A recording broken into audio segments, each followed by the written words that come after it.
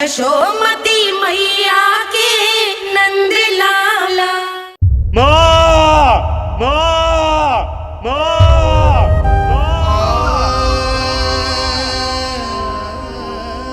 इस घटना से केवल नर और नारायण ही भावुक नहीं हो गए थे, बल्कि बैकुंठ में बैठे श्री हरि की आंखों में भी आंसू आ गए थे। ममता के लिए तरसने लगे थे वो। इसीलिए उनके इस अवतार का मुख्य उद्देश्य है मां की ममता का अनुभव करना। यही कारण है कि ये सत्य आपको रानी यशोदा से छुपाना ही होगा नंदराज। नहीं तो वो कृष्ण को मां की दृष्टि से नहीं, एक भक्त की दृष्टि से देखेंगी, और प्रभु जिस आनंद के लिए इतना कष्ट उठा रहे हैं उससे ही वंचित रह जाएंगे। बोलिए नंदराज, आप श्री नारायण के इस सत्य को गुप्त रखेंगे ना?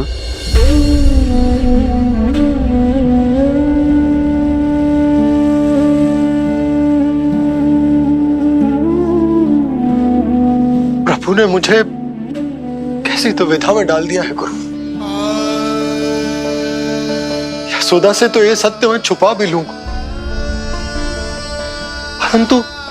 परंतु स्वयं से कैसे छुपाऊंगा? और बाबा होने को सुख, उसको अनुभव कैसे कर पाऊंगा? जो हो रहा है और जो भी होता है सब उनकी ही इच्छा से होता है नंदराज। इसलिए आगे का मार्ग भी वही दिखाएंगे। अब मैं चलता हूं नंदराज। राजा वसुदेव और रानी देवकी नामकरण के बारे में जानने के लिए व्याकुल हो रहे होंगे।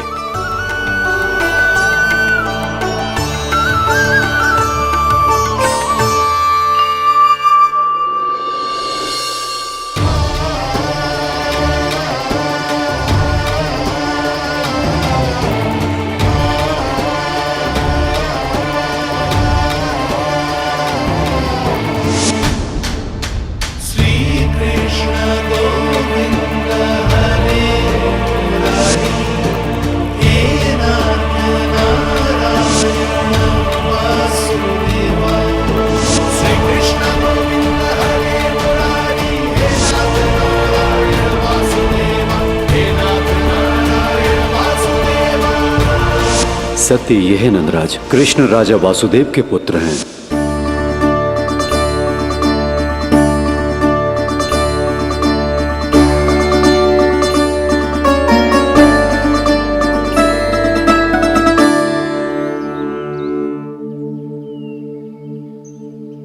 नंदराज, अपने आप को संभालिए और शांत चित्त से घर लौटिए। और हां, स्मरण रखिए कि प्रभु ने आपको बहुत ही बड़ा उत्तरदायित्व सौंपा है, आपको उसे निभाना ही होगा।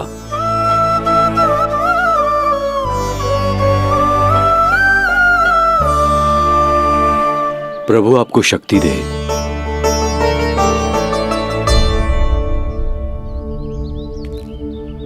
आप बहुत सौभाग्यशाली हैं नंदराज। जो प्रभु आपके घर पल रहे हैं उनके बारे में सोचिए, जिनके यहां प्रभु ने जन्म लिया है।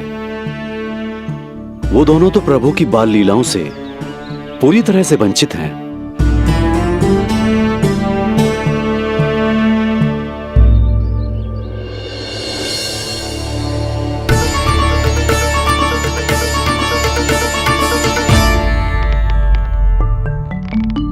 कहाँ रह गए तेरे बाबा लल्ला? जो आए क्यों ना अब तक?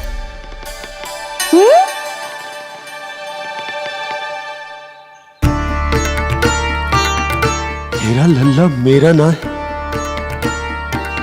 वो तो मेरे आराध्य नारायण का अवतार। पर ये बात मुझे यशोदा से छुपानी।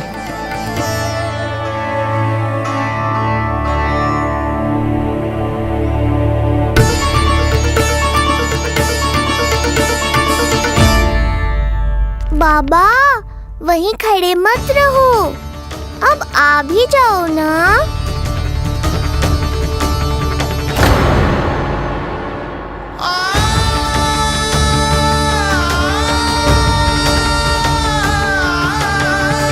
एक पग भी आगे बढ़ाने का साहस ना हो रो मेरा। हे प्रभु, आप ही बताओ, अपने आराध्य को, अपने इष्ट देव को अपने लल्ला के रूप में कैसे देख पाऊंगा मैं जानता हूँ बाबा, ये बहुत कठिन है, पर भीतर तो आओ।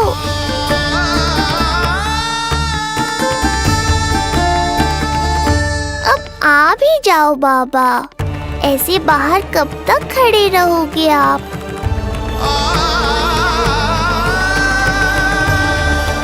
बस बाबा, बस आ जाओ भीतर, आ जाओ, आओ ना, आओ ना।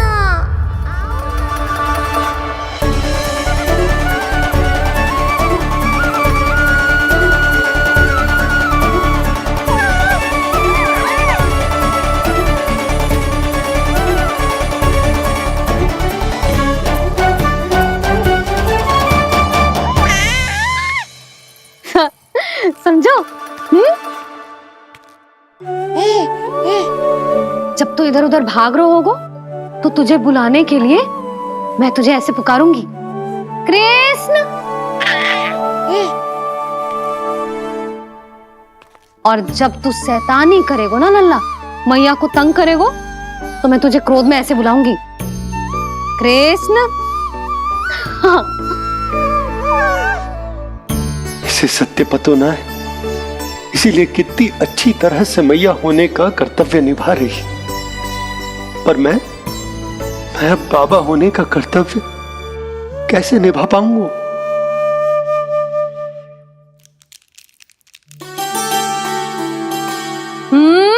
सावधान। इतनी अच्छी लगी तुझे बाबा की दीजे माला, कि मुंह में ले लियो तूने? मुंह में लेने की वस्तु ना है लल्ला। जैसे यशोदा आपको एक मैया की तरह सीख दे रही है, मैं आपको बाबा की तरह शिक्षा कैसे दे पाऊंगा प्रभु?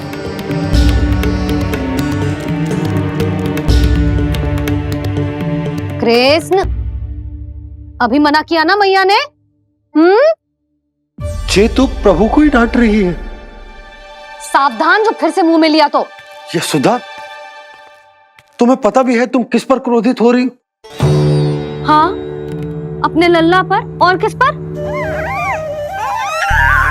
मेरे कहने का अर्थ ये है कि तुम्हें सच में पता भी है जे कौन है?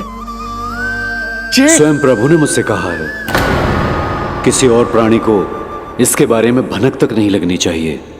और रानी यशोदा को तो बिल्कुल नहीं, और रानी यशोदा को तो बिल्कुल नहीं, और रानी यशोदा को तो बिल्कुल नहीं। यही कहना चाहते हो ना आप कि मैं गोकुल के राजकुमार को डांट रही हूँ? अरे पर मैया और बाबा का स्थान तो हर पद से ऊंचा होता है ना जी। माँ और बाबा को तो अधिकार होता है ना, प्रेम करने का भी और भूल पर डांटने का भी।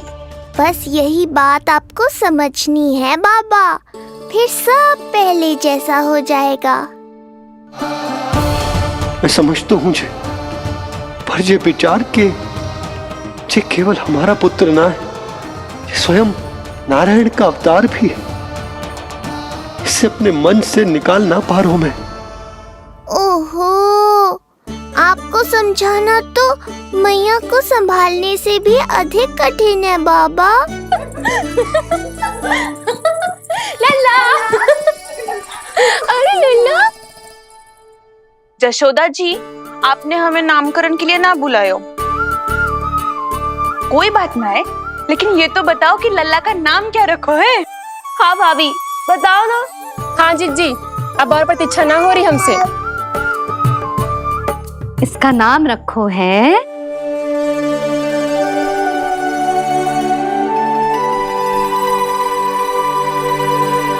कृष्ण। कृष्ण?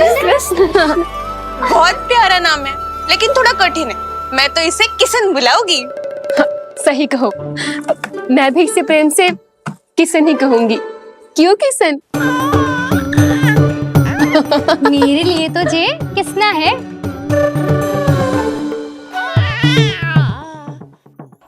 क्या कर रही हैं ये सब?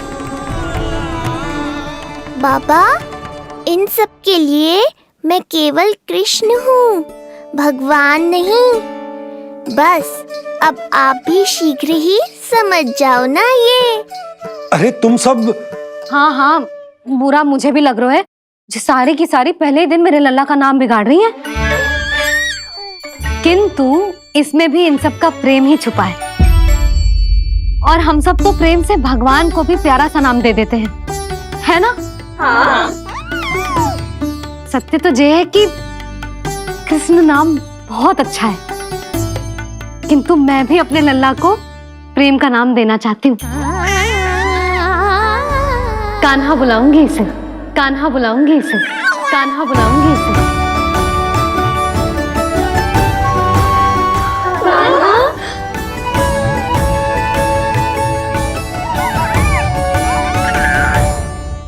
कान्हा, अनोखी ध्वनि, सहज सा मीठा, मैं भी इसे कान्हा ही पुकारूंगी।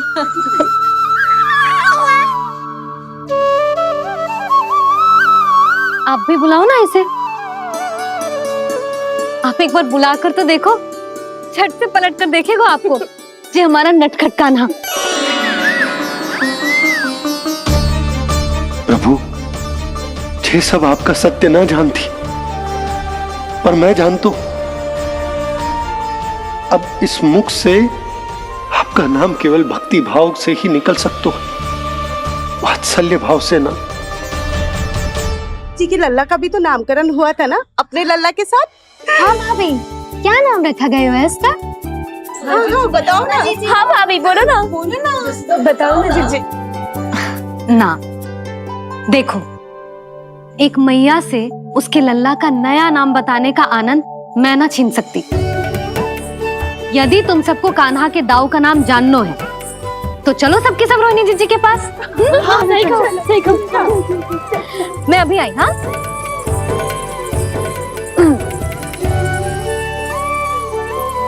सुनो जी, आप लल्ला को संभालो, मैं अभी आई। रोहिणी, मैं कैसे? ये प्रभु लल्ला जी क्या मैं कर रहे हो?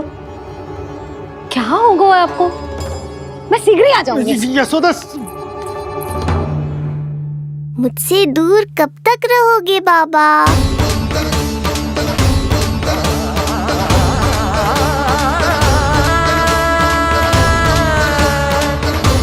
एक बार मेरी ओर देखो तो सही।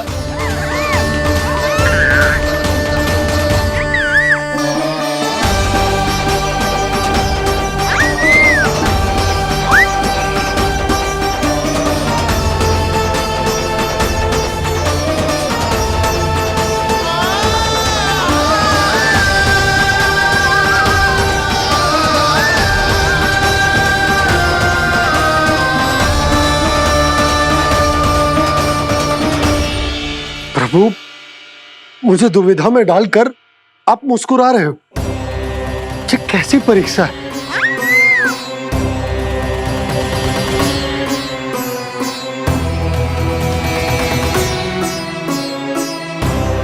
ये क्या कर रहे हैं आप?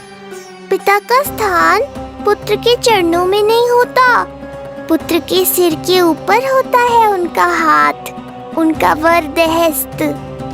प्रभु, आप चाहते हो कि मैं आपका सत्य यशोदा को ना बताऊं। यशोदा चाहती है कि मैं आपको लल्ला की तरह अपने गोद में उठाकर आपसे बातें करूं। मेरी आंखें चाहती हैं कि मैं आपको अपने इष्ट देव, अपने आराध्य के स्वरूप में देखूं। और मेरा हृदय चाहता है कि मैं आपको अपने पुत्र के स्वरूप में देखूं। अब आप ही बताओ प्रभु, अब मैं इस परिस्थिति में क्या करूं? मुझे कुछ समझ में ना आ रहा। आप ही का आसरा है प्रभु। आप ही को सहायता करनी होगी। आप ही बताइए कि किस प्रकार एक भक्त अपने भगवान को अपने लल्ला के स्वरूप में देखे, उसे अपने हाथों में उठाए, उसे खिलाए, उसके साथ बातें करे, कैसे वो उसका लालन पालन करे अपने पुत्र के स्वरूप में। प्रभु, मुझे कुछ समझ में ना आ रहा, सहायता करो प्रभु। चिंता मत कीजिए बाबा, आपके सभी प्रश्नों का उत्तर शीघ्र ही मिलेगा आपको।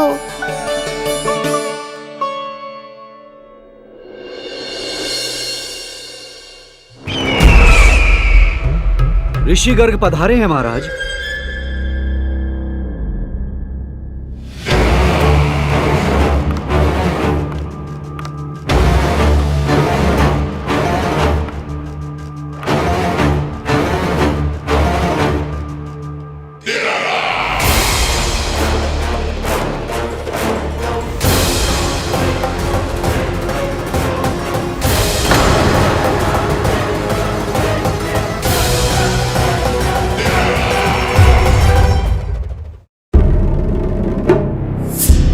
तो महान मथुराधीश कंस के दरबार में ऐसे सम्मान होता है ऋषि मुनियों का?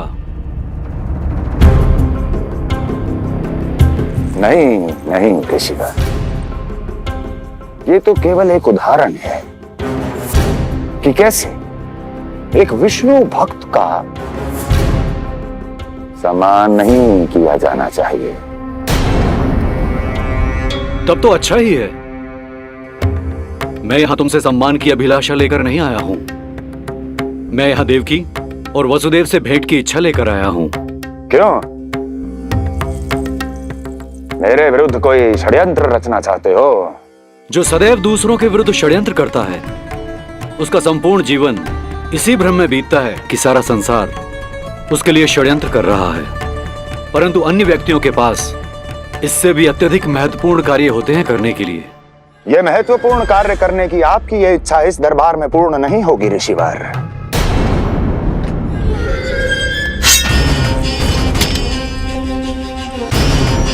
मैं आपको उन दोनों से भेंट करने की आज्ञा नहीं दूंगा। कैसे रोकोगे मुझे? कैसे? बड़ा ही विचित्र प्रश्न है, किंतु इसका उत्तर बड़ा ही सरल है ऋषिवर। जानते हैं मेरे दिन का आरंभ कैसे होता है? किसी ना किसी का संहार करके। और यदि एक संहार और हो जाएगा तो मुझे क्या अंतर पड़ेगा? स्वयं से एक प्रश्न पूछो कंस। स्वयं से एक प्रश्न पूछो कंस। मेरा संहार करने के लिए, जिस संकल्प शक्ति की आवश्यकता है, संकल्प शक्ति की आवश्यकता वो है तुम में, वो है तुम में। कर पाओगे मेरा संहार? जिस संकल्प शक्ति की आवश्यकता है, जिस संकल्प शक्ति की आवश्यकता है वो है तुम में। कर पाओगे मेरा संहार? कर पाओगे मेरा संकल्प शक्ति की आवश्यकता है, संकल्प शक्ति की आवश्यकता। बोलो कंस, बोलो। यदि मैंने श्राप दे दिया, यदि मैंने श्राप दे दिया, कौन सा कवच तो तुम्हारा उसे सत्य होने से रोक पाएगा? उसे सत्य होने से रोक पाएगा? बोलो कंस, बोलो। यदि मैंने श्राप दे दिया, यदि मैंने श्राप तुम्हारा कौन सा कवच तो तुम्हारा उसे सत्य होने से रोक पाएगा? उसे सत्य होने से रोक पाएगा? ऋषिवर, यदि आपके हृदय में स्वामी के विरुद्ध षड्यंत्र करने की इच्छा नहीं है, तो महाराज भी आपको किसी से भेंट करने से रोकना नहीं चाहेंगे, है ना महाराज?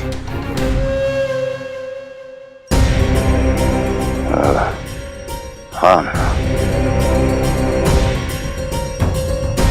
आप उन दोनों से भेंट कर सकते हैं।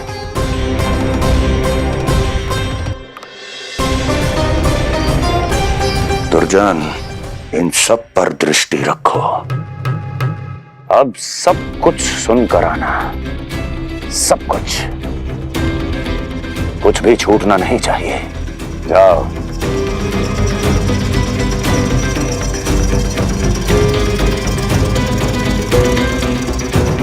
लगता है प्राप्ति राजकार्य सीख रही है मुझसे।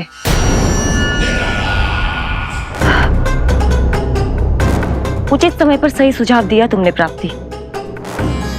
अब आसानी से पता लग जाएगा कि ऋषिगर के यहाँ आने का वास्तविक कारण क्या है महाराज।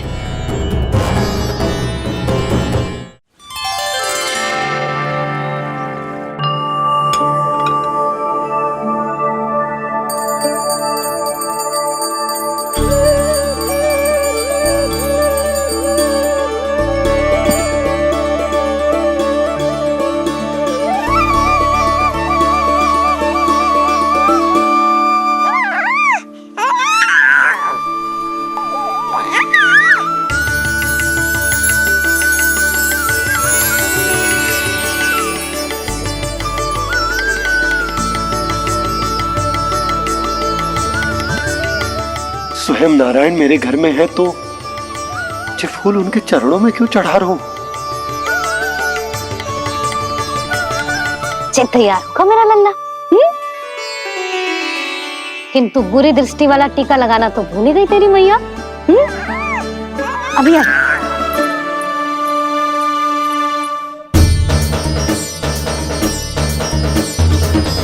ओहो,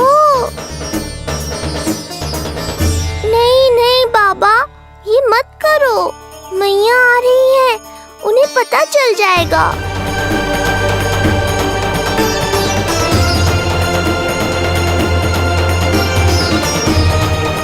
ये फूल तो आपके चरणों के लिए ही बने हैं प्रभु, इन्हें स्वीकार करें। बाबा, ये सत्य मैंने आपको अपना साथ देने के लिए बताया था, अपने आप को फंसाने के लिए थोड़ी ना।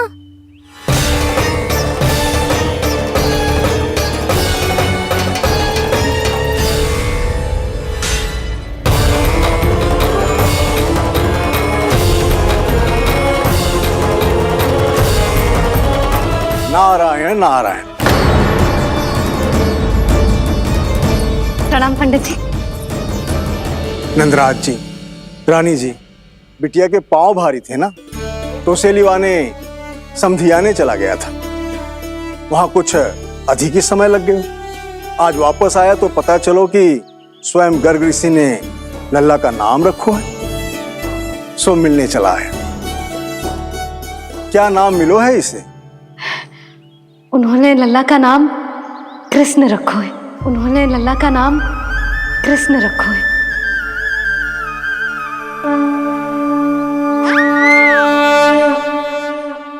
कृष्ण। आहा, उत्तम, अति उत्तम, बहुत मधुर नाम है। ऐसा लगता है जैसे आप स्वयं श्री नारायण का नाम ले रहे हैं।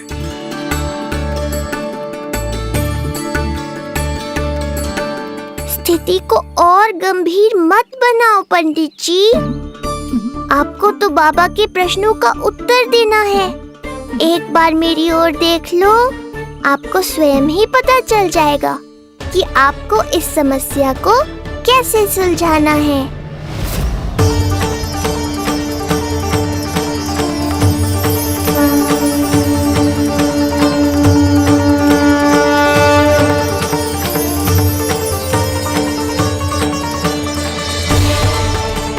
पंडित जी मेरे लल्ला को टकटकी बांध के देखे क्यों जा रहे हैं?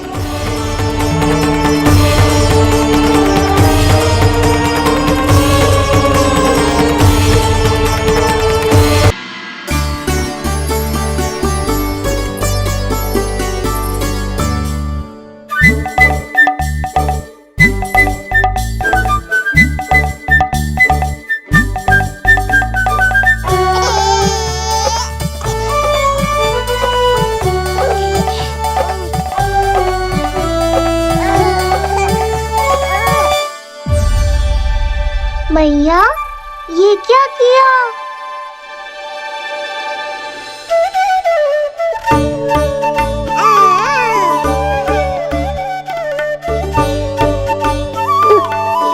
लगता है इसे माखन से अधिक ही प्रेम हो गया है। सावधान यशोदा, कहीं बड़ा होकर माखन चोर ना बन जाइए। माखन चोर क्यों बनेगा मेरा लल्ला? माखन की कोई कमी है क्या हमारे घर में? जितना माखन चाहिए उतना माखन खिलाऊंगी मैं अपने लल्ला को। पर मैया, अभी तो थोड़ा सा भी नहीं चखा रही हो। ये ले। लो, ये भी दाऊ को दे दिया। सुबह तो बोल रही थी कि मैं आपको प्रेम नहीं करता, उल्टा आप अपना सारा प्रेम बलदाऊ पर लुटा रही हो।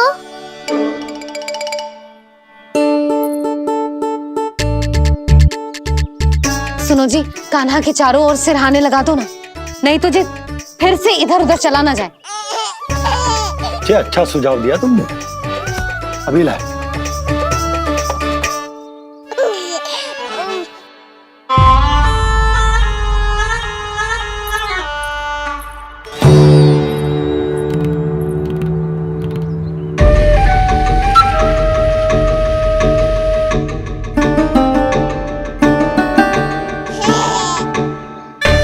इस बालक का वध करके जब मैं मथुरा वापस लौटूंगा तो प्रभु कंस मुझे अपना विशेष विश्वास पात्र तो बनाएंगे ही, पर क्या पता प्रधानमंत्री भी बना दे। देवकी और वसुदेव अभी कहाँ हैं? अपनी संतानों के श्राद्ध के लिए ऋषि गर्ग के आश्रम जा रहे हैं। अब आप क्या करने वाले हैं महाराज? एक बार तो मैंने उन्हें प्राण दान दे दिया। बधाई हो कुंवर जी। अपनी पत्नी के प्राण बचाने में आप सफल हुए। दूसरी बार मैं उन्हें दंड देने निकला तो तुमने मुझे रोक दिया। बुद्धि बल का प्रयोग कीजिए स्वामी, शारीरिक बल की आवश्यकता नहीं। किंतु एक ही भूल को बार बार नहीं दोहराएगा कंस। मथुरा नरेश कंस के इस महल से वसुदेव और देवकी जीवित बाहर नहीं निकलेंगे, केवल उनके शव। कंस मामा, आप उनको छू भी नहीं सकते।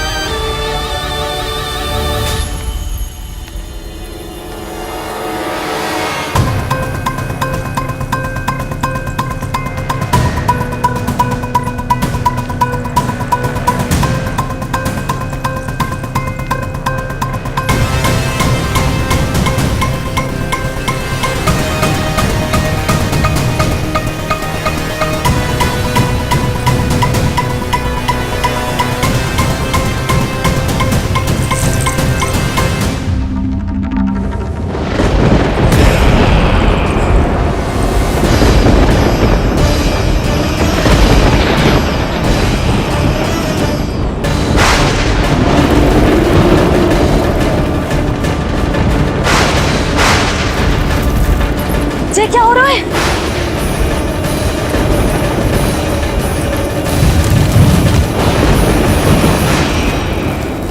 ये क्या हो रहा है?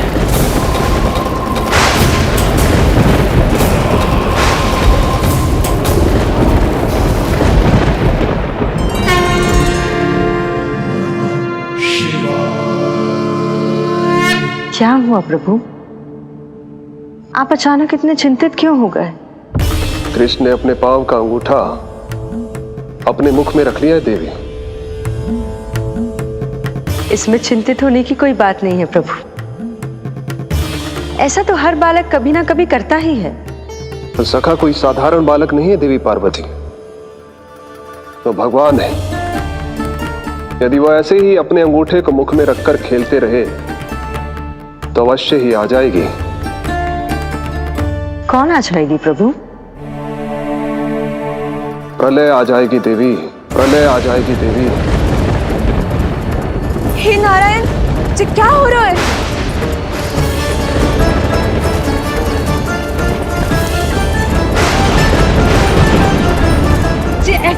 जैसे दिन में ही रात्रि के समान अंधेरा छा गया हो। लगता है बहुत बड़ी आंधी आने वाली है।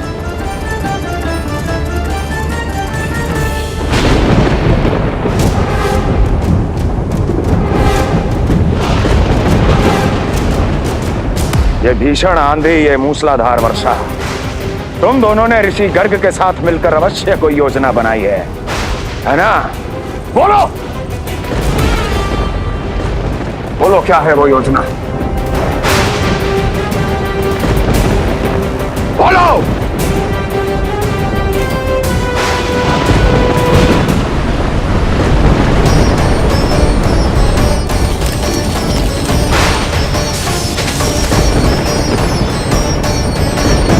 लगता है प्रकृति क्रोध में। मैं जाकर गौशाला संभालता हूँ, कहीं कोई हानि ना हो जाए। तुम बालकों को भीतर ले जाओ।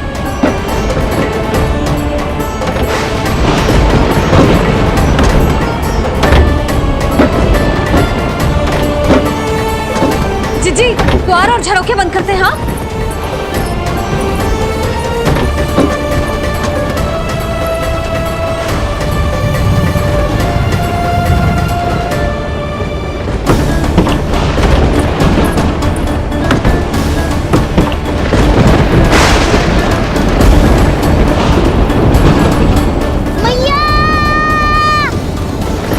लल्ला, चल अंदर चल के खेल।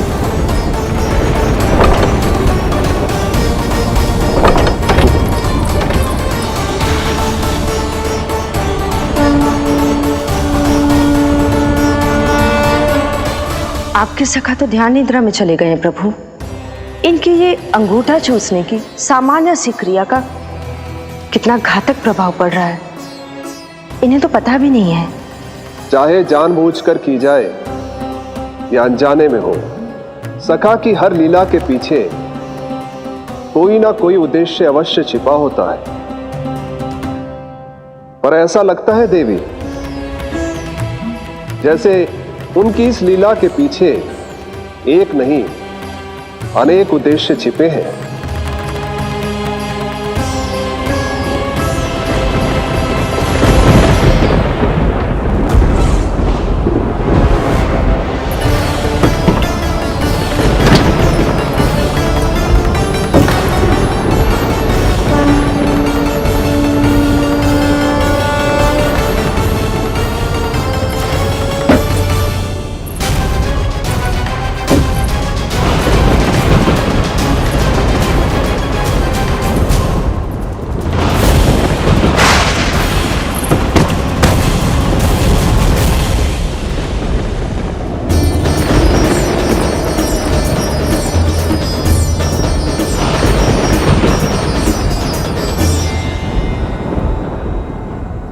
देख रही हो जीजी, प्रसाद ना मिली खाने को, तुझे पांव का अंगूठा ही चूसने लग गयो।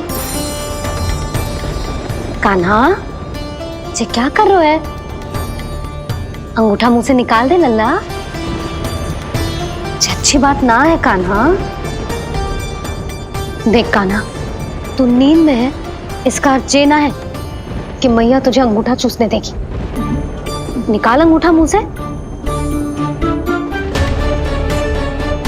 आज तो बड़ी शीघ्र इतनी गहरी निद्रा में सो गए हो तुम।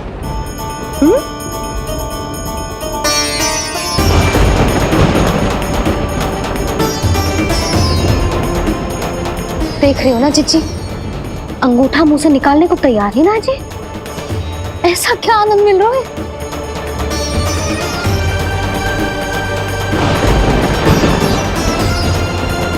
अधिक बल भी ना लगा सकती, अत्यधिक नींद में है, कहीं इसकी आंख ना खुल जाए।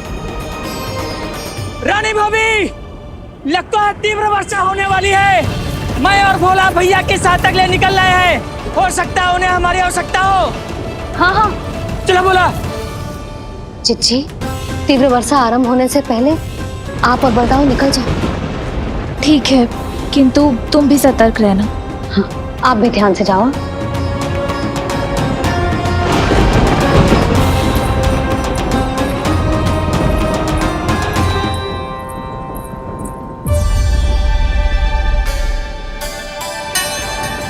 हे नारायण, वस्त्र बाहर सूख रहे हैं और तेरे अन्नप्राशन वाले चावल भी रखे हैं। भीतर करना होगा ना जी, चांद की भी।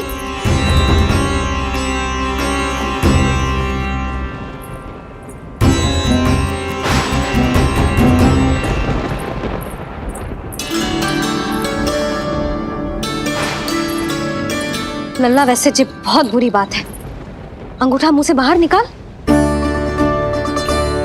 केवल 2 दिवस में तेरा अन्नप्राशन है, फिर सब खाइयो। तनिक धैर्य रख। गुड़ तो प्रभु, स्वयं कृष्ण की मैया इनका अंगूठा नहीं निकाल पाई, तो अब और कौन निकालेगा? कैसे रुकेगी ये प्रलय? इसका एक ही अर्थ है देवी, अभी लीला समाप्त होने का समय नहीं हुआ। अभी तो कहना तो ये चाहिए कि लीला अभी पूरी तरह से आरंभ ही नहीं हुई है।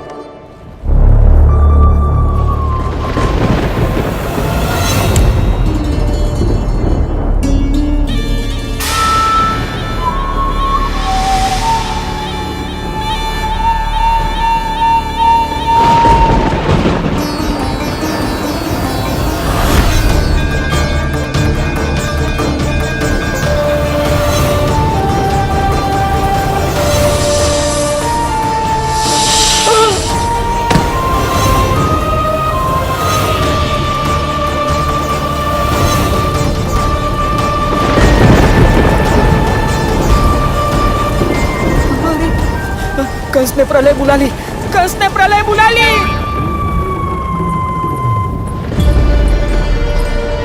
हे नारायण, जे वर्षा तो रुकने वाली ना है। जे गुड़ और गेहूं भीतर रख देती हूँ।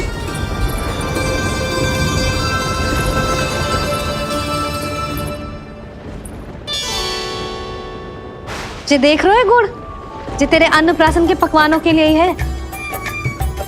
कैसे कैसे करके बचा के लाई हूँ, कुछ पता भी है तुझे? और तू है कि जे अंगूठा ही चूसे जा रहा है। हाँ नहीं तो। किंतु आज प्रलय भी आ जाए तो कंस की तलवार का वार रोकने में असमर्थ होगी। कंस के साथ विश्वासघात किया है, दंड तो मिलेगा। महाराज, वायुमंडल में अचानक आए इस परिवर्तन का हमसे कोई लेना देना नहीं है। हम तो बस अपनी संतानों के श्राद्ध के लिए जा रहे थे। मूर्ख हूं मैं, मूर्ख हूं मैं। कंस एक मूर्ख है, मूर्ख हूं मैं। अब अच्छी तरह जानता हूं मैं, श्राद्ध केवल एक बहाना है। किंतु सत्य यह है कि तुम और वो ऋषि गर्ग मिलकर मेरे विरुद्ध एक षड्यंत्र रच रहे हो, और ये तुम्हारी योजना है। भैया, ये आप क्या कह रहे हैं? कैसा षड्यंत्र, कैसी योजना? हम तो केवल श्राद्ध के लिए गए थे। बहुत अवसर दिए मैंने तुम दोनों को, किंतु तुमने बार बार बार बार बार बार मुझे मूर्ख बनाया। इसलिए अब मैं अवसर दूंगा अपनी इस तलवार को।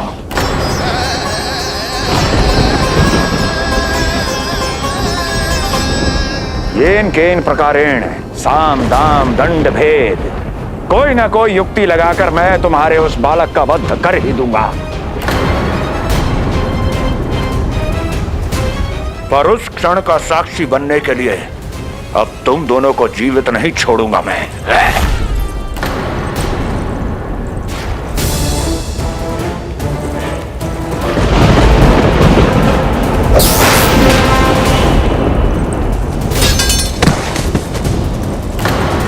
स्वामी,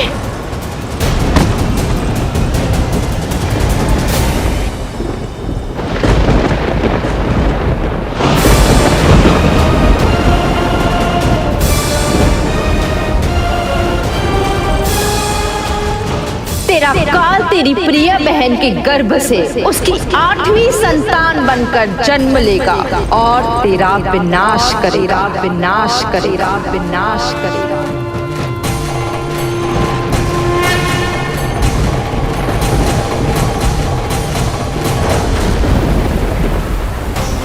वाली है, प्रलय आने वाली है, प्रलय आने वाली है।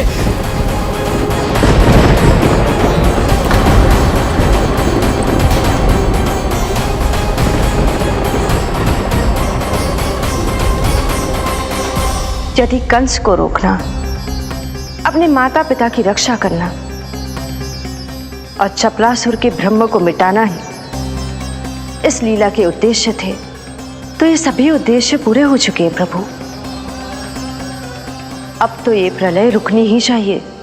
ये केवल सखा की लीला ही नहीं है देवी पार्वती, उनकी माया का उदाहरण भी है।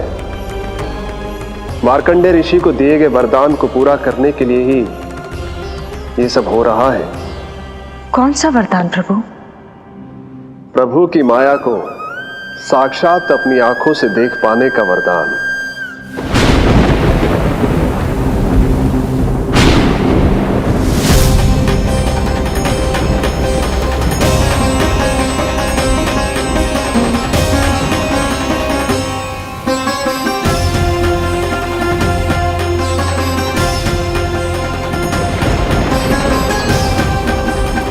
हे नारायण, क्या ये प्रलय है? क्या संसार समाप्त हो रहा है? तो फिर मुझे मिले इस जीवन का क्या अर्थ है?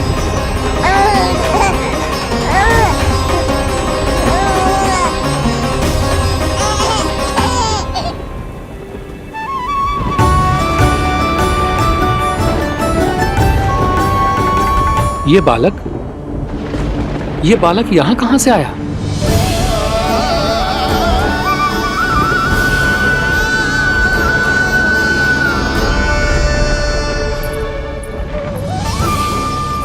सोते हुए कितना निर्दोष लगता है जी। चारों ओर जल ही जल है, सब कुछ प्रलय में नष्ट हो रहा है, किंतु ये कितना निश्चिंत है ये। परंतु ये अद्भुत बालक है कौन?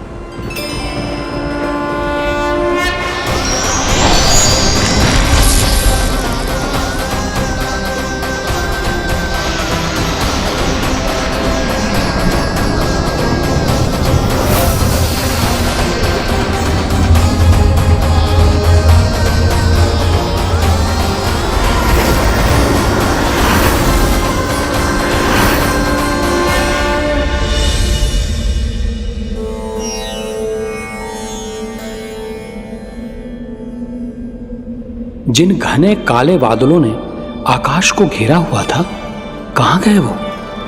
यहां तो प्रलय का कोई चिन्ह ही नहीं है।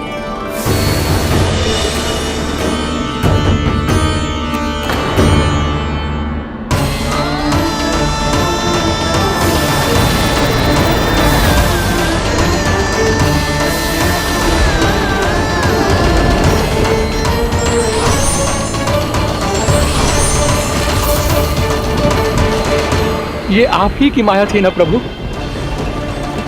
मुझे इसका साक्षी बनाने के लिए आपका बहुत बहुत धन्यवाद। परंतु इसका अर्थ क्या है प्रभु?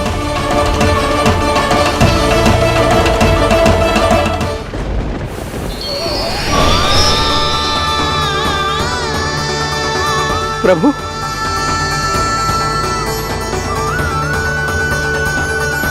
इसका अर्थ ये है कि ये मानव संसार वट वृक्ष पर स्थित है और मानवों का जीवन काल वट वृक्ष के पत्ते पर विश्राम करती एक जल की बूंद के समान होता है।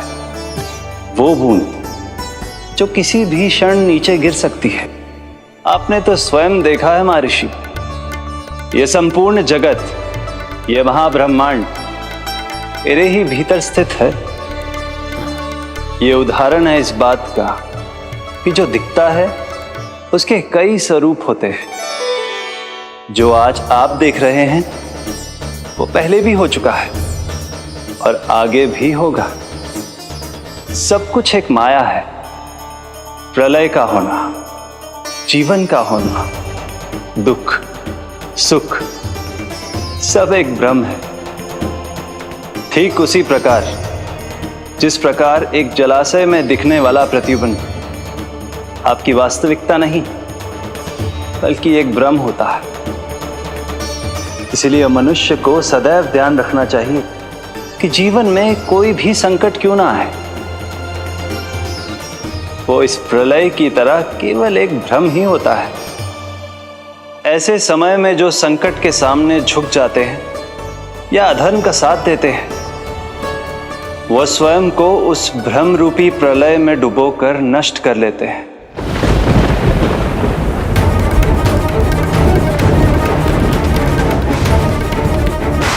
पर जो मेरी शरण में आकर संकटों का सामना करते हैं, वो स्वयं को कठिन से कठिन प्रलय से भी उभार लेते हैं।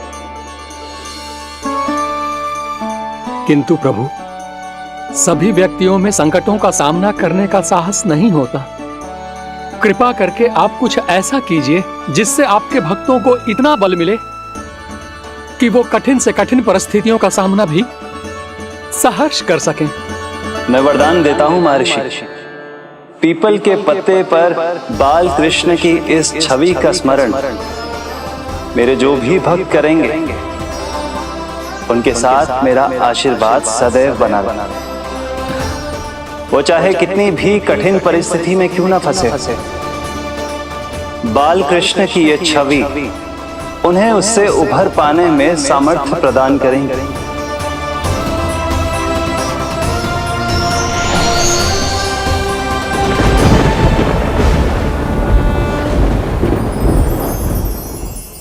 अद्भुत। तो ये कोई साधारण लीला या भ्रम नहीं था, मानव मात्र को नारायण से मिला वरदान था ये। पर अब क्या होगा प्रभु? कैसे रुकेगी ये प्रलय?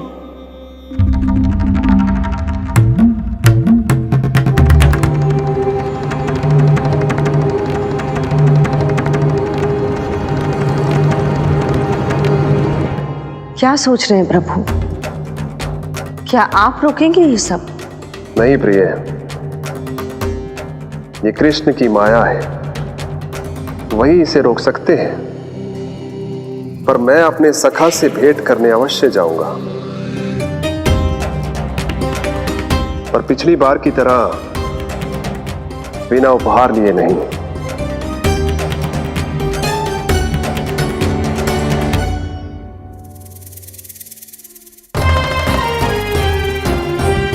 उपहार?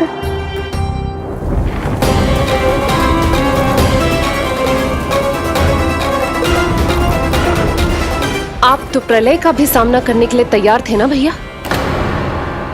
अभी तो प्रलय भी नहीं आई और आपकी ये दशा हो गई। महाराज,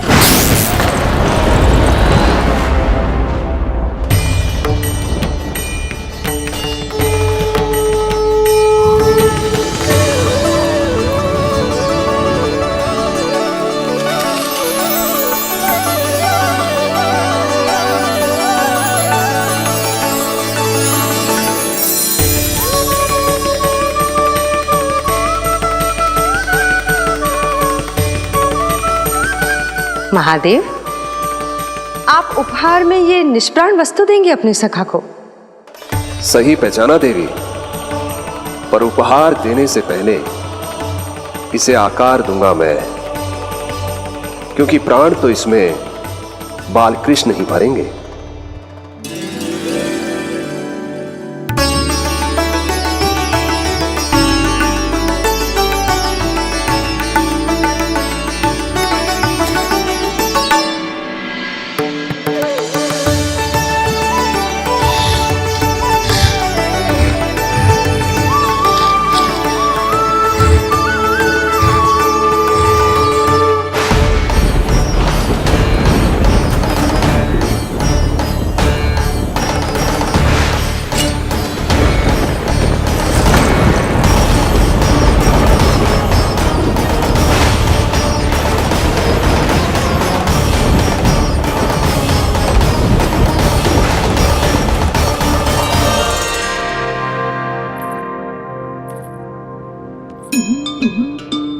मुरली?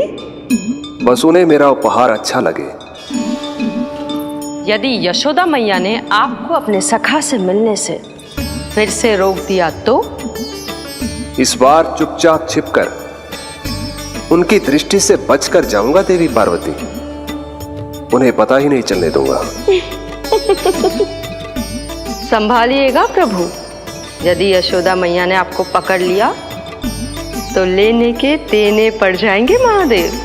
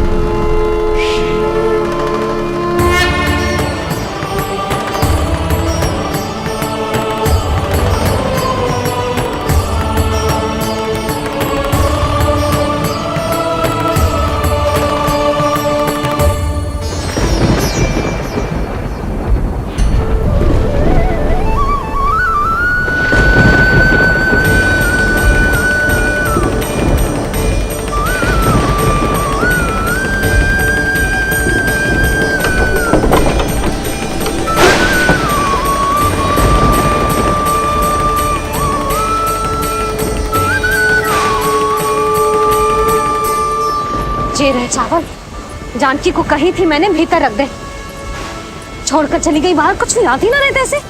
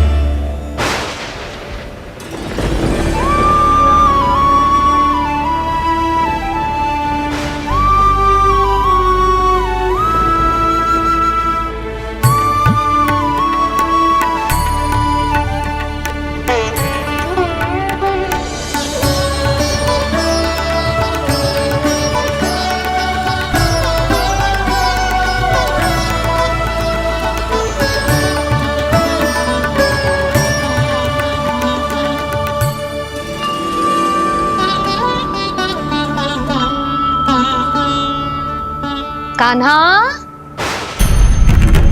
अंगूठा निकाल दे लल्ला, नहीं तो रुक जा, मुझे ही अंगूठा निकालना पड़ेगा तेरा। पूरे वस्त्र भीग गए मेरे, कहीं मेरे कारण इसका श्वास ना बिगड़ जाए। वस्त्र बदल के आ रही है मैया।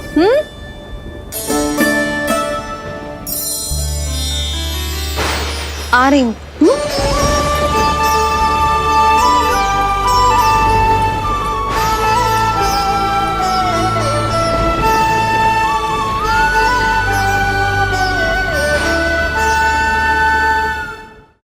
शासन की नींव भय होती है महाराज, और आपका पूरा साम्राज्य भय पर ही टिका हुआ है। यदि आप ही इस तरह से भयभीत दिखाई देंगे तो आपके साम्राज्य को डगमगाने से कोई भी नहीं रोक पाएगा। एक बार आपने ही कहा था ना कि अपनी दुर्बलता कभी किसी को मत दिखाओ। प्रजा को भयभीत कंस नहीं, भयानक कंस दिखना चाहिए, भयानक कंस। अब आप ये सिद्ध कर दीजिए कि भय आपके शत्रु का नहीं, आपका शस्त्र है, महाराजा धीराज, कंस का शस्त्र।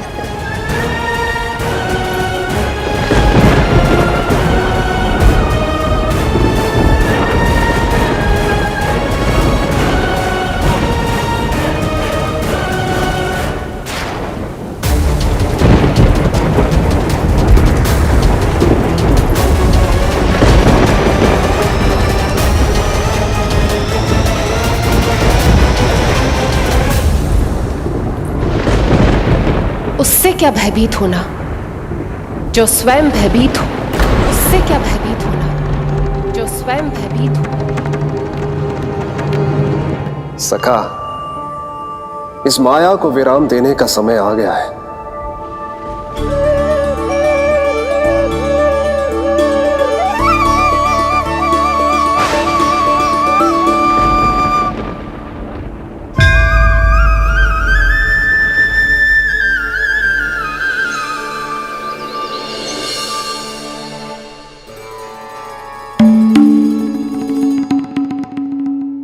सभी आपके चरण धोकर उसका चरणामृत पीते हैं सखा, और आपने उसी चरण को अपने मुख में रख लिया। यही तो सखा, मैं इस तथ्य से चकित था, इसलिए सोचा एक बार अपने चरणामृत का स्वाद स्वयं भी चख ही लिया जाए। अब जो उपहार लाए हैं वो शीघ्र ही दे दीजिए। कहीं मैया ने आपको देख लिया तो आपको तो अनुभव है वो क्या क्या करने में सक्षम है। आपसे कुछ भी छुपाया नहीं जा सकता सखा।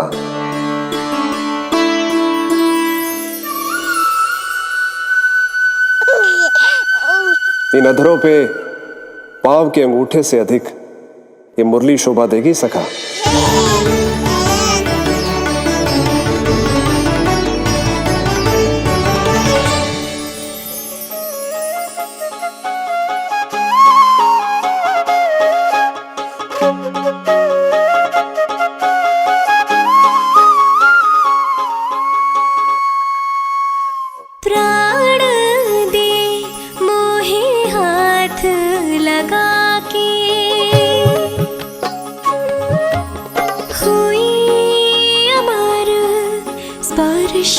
जो पाके काठी को जीवनमय कर दिया, मधुर हो गई सारी। मन प्रसन्न मेरा तन प्रसन्न, प्रभु आज से मुरली हुई है तुम्हारी। मन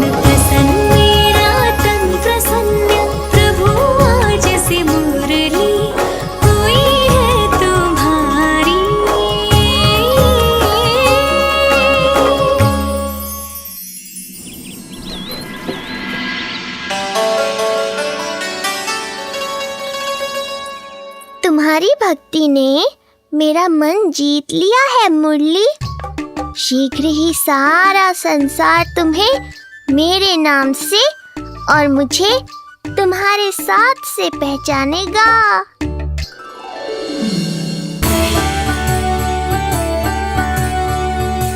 प्रभु, मेरे प्रभु, इस अनमोल भेंट के लिए आपका बहुत बहुत धन्यवाद सखा।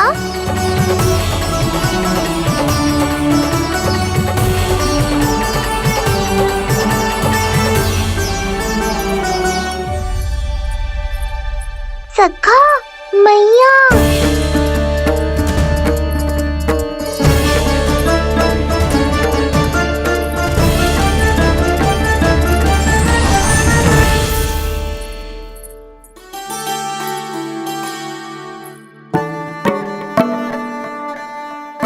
अच्छा जी, तो तूने अपना अंगूठा मुंह से निकाल ही दियो। बड़ा उपकार कियो अपनी मैया पे।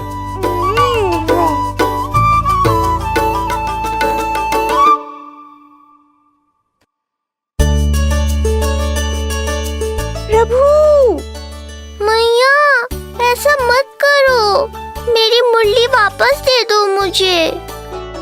ये कहाँ से आई? मेरे सखा ने उपहार में दी है।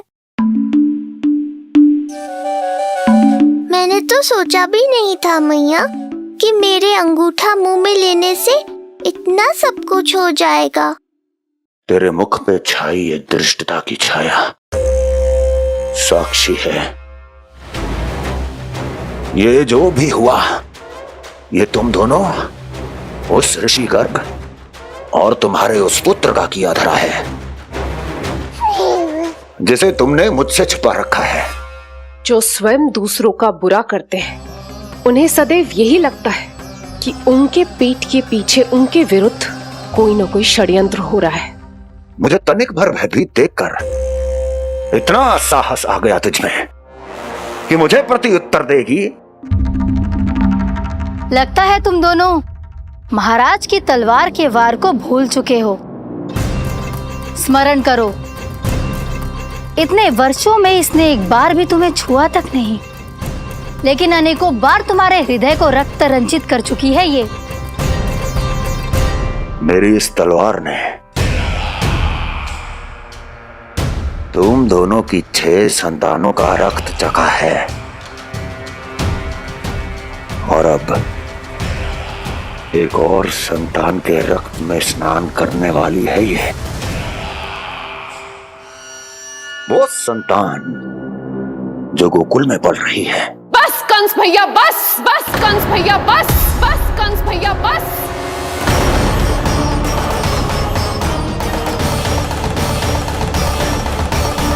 इतना दुस्साहस! तू मुझसे ऊंचे स्वर में बात करेगी अपने बड़े भाई के सामने? बड़े भाई जैसे कौन से कर्म किए हैं आपने? और अब जो कुकर्म करने की आप सोच रहे हैं उसमें भी असफल होंगे आप। देवकी, नहीं स्वामी, आज मत रोकिए मुझे। बहुत सह चुके हैं हम, आप मौन रह लिए, परंतु आज इन्हें सत्य का पता चलना ही चाहिए। भैया, आपको क्या लगता है आप बहुत शक्तिशाली हैं तो अपना भाग्य बदल सकते हैं? आप भगवान विष्णु का सामना कर सकते हैं। ये भ्रम राक्षस राज रावण को भी था और यही भ्रम स्वयं को भगवान समझने वाले हिरण्यकश्यप को भी था। पर ना रावण के 10 शीश बचे और ना ही हिरण्यकश्यप का अस्तित्व। पेट चीर के उनके प्राण निकाल लिए थे भगवान ने। तो सोचिए भैया, आपकी क्या दशा करेंगे वो? मैं आज तक ये बात समझ नहीं पाई कि ये आपका अभिमान है या अज्ञान, जो आप भगवान विष्णु का सामना करने चले हैं। देवकी! इस क्रोध का आप कोई लाभ नहीं है भैया। अब तक मैं व्यर्थ ही आपसे भयभीत होती रही, परंतु अब और नहीं। जब हमारी रक्षा स्वयं भगवान विष्णु कर रहे हैं, तो फिर आपसे कैसा भय?